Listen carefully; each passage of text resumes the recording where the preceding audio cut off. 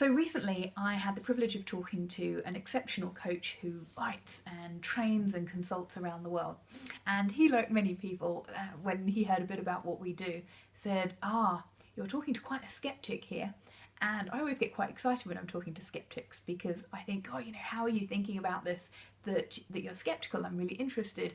And he said, I'm a gentle skeptic though, so I'm happy to have a conversation with you. And we got chatting, and as we started unpacking, he said, well, let me give you an analogy to explain why I'm skeptical. And so I was all ears.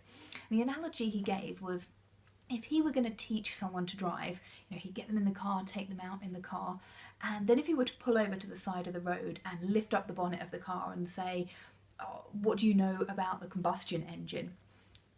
He said it won't help them learn to drive. And really interestingly, I use a very similar analogy, but to explain the flip side of things. So I imagine if I'm driving out when the roads are icy, as they have been in England quite a bit recently, it actually is helpful if I understand the mechanics of what's going to happen if the car goes onto the ice, so that I know in that context how I can best drive to stay safe. Equally, if I were looking to drive a particular car very quickly and still be safe, then it could help me to understand actually how the brakes work, how the gears work, and how then in different contexts I can utilise this machine that I've got in order to get the result, be it going fast or whatever, in that context. And he sort of smiled and said, yeah, no, that makes a lot of sense.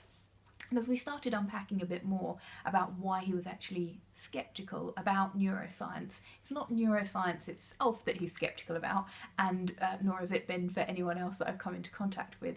The insights, the discipline itself is not in question. How they're used and how the science is interpreted and how it's shared absolutely is. And I share those skepticisms as well. There are numerous books out there that skim the surface, and there are programs that don't go deep enough. So essentially what they end up saying is often not actually true. And I know there's a huge temptation, and I've fallen prey to it myself at times, to glamorize things, to make things into bite-sized chunks. Everyone wants information as quickly as possible and with as little input as they need to make in order to get these insights.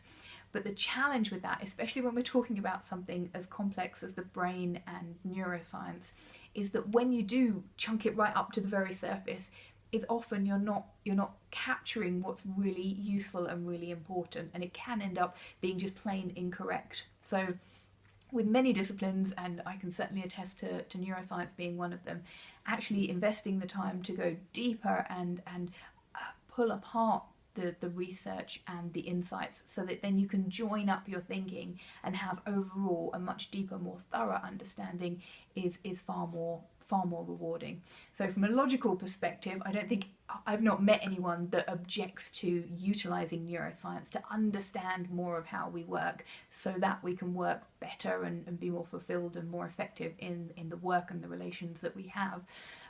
But how we do that sometimes is in question, and staying true to the depth of understanding and the thoroughness is a worthwhile investment.